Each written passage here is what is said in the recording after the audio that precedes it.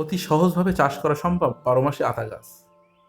আজকের ভিডিওটিতে আমরা দেখে নেব বাড়ির ছাদে, ব্যালকনিতে বা টবে ড্রামে আতা গাছ প্রতিস্থাপন করতে গেলে আমরা কোন কোন জাত নির্বাচন করব, মাটি বা কীভাবে প্রস্তুত করব এবং সামগ্রিক পরিচর্যা কীভাবে করব।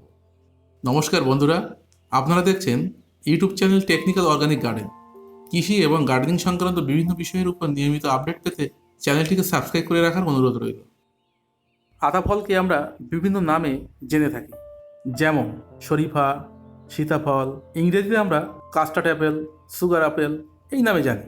আতা ফলের মেডিসিনাল প্রপার্টির সর্বগুণ থাকা সত্ত্বেও তেমন আলোচিত বা চর্চিত নয়, অথচ আতা ফল সুপারফুড হিসেবে বিবেচিত হয়। যাই হোক, আজকের আমাদের মূল টপিকে ফিরে আসি। আজকের ভিডিওটিকে আমরা কয়েকটি পর্বে ভাগ করে আলোচনা করব। আলোচনার বিষয়বস্তুগুলি হলো উন্নত জাত নির্বাচন, ভালো মানের উপযুক্ত মাটি তৈরি, গাছ প্রতিস্থাপন, গাছ লাগানোর পরবর্তীকালীন বিশেষ পরিচর্যা, গাছের রোগবালাই ও তার প্রতিকার। প্রথমেই আসি উন্নত জাত নির্বাচনে। এখানে আমি উন্নত মানের ফলদানকারী দুটি জাত নির্বাচন করেছি। একটি হলো ইন্ডিয়ান অল টাইম ভ্যারাইটি, এটি থেকে সারা বছর কম বেশি আমরা ফল পেতে থাকবো, ফলের রং সবুজ। আরেকটি হলো থাইল্যান্ড অল টাইম ভ্যারাইটি, ফলের রং বাদামি লাল, যেটাকে আমরা রেড আতা নামে জেনে থাকি। আমরা যারা গাছ লাগাতে ভালোবাসি, অনেক আশা নিয়েই গাছ লাগাই, তাই কোয়ালিটির সঙ্গে কোনো মতেই আপোষ নয়। বিশ্বস্ত নার্সারি থেকে ভালো মানের সুস্থ সবল চারা গাছ আমাদের সংগ্রহ করতে হবে। এবারে আমরা দেখে নিই আতা গাছের জন্য সবথেকে গুরুত্বপূর্ণ বিষয় মাটি তৈরি। এখানে আমি অল্প পরিমাণে মাটি তৈরি করে দেখাচ্ছি, আপনাদের যতটা দরকার এই ফর্মুলায় তৈরি করে নিতে পারেন। এখানে আতা গাছের মাটি তৈরির জন্য নিয়েছি সাধারণ বাগানের মাটি 30 ভাগ, বালি 15 ভাগ। আতা গাছে বালির প্রয়োজন হয় না, তবুও টবের ড্রেনেজ সিস্টেম ঠিক রাখার জন্য আমরা বালির ব্যবহার করব। নিয়েছি কোকোপিট 10 ভাগ। এখানে আমি ভার্মি মিক্স কম্পোস্ট ব্যবহার করেছি, এটা নিয়েছি 30 ভাগ। ভার্মি মিক্স কম্পোস্ট বলতে যেমন পাতা সার, কেঁচো সার বা পুরনো পচানো গোবর সার হতে পারে, বা কিচেন ওয়েস্ট কম্পোস্ট থেকে বানানো সারও হতে পারে। এটা আমি মিক্স করে 30 ভাগ নিয়েছি। অ্যাডিশনাল ফার্টিলাইজার হিসেবে ব্যবহার করেছি নিম খোল, হাড় গুঁড়ো সরিষার খোল, এগুলো 5 ভাগ করে নিয়েছি।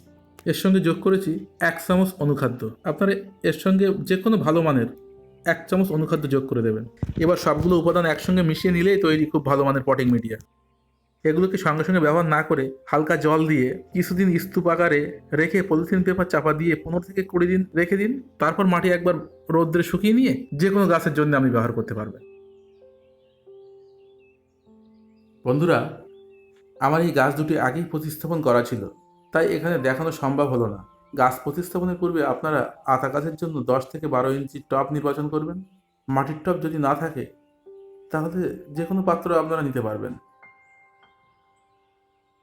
টবটিকে ভালো করে জীবাণুনাশক স্প্রে করে দিতে হবে। তারপর ঢেউ খেলানো কুলামকুচি দিয়ে তার উপর মোটা বালির 1-1.5 ইঞ্চি লেয়ার বানিয়ে দেবেন। তার উপর প্রসেস করা মাটির টবে দিয়ে গাছটিকে প্রতিস্থাপন করে দেবেন। টবের উপর থেকে 2 ইঞ্চি খালি রাখবেন পরবর্তীকালে গাছের জল ও খাবার দেওয়ার জন্য।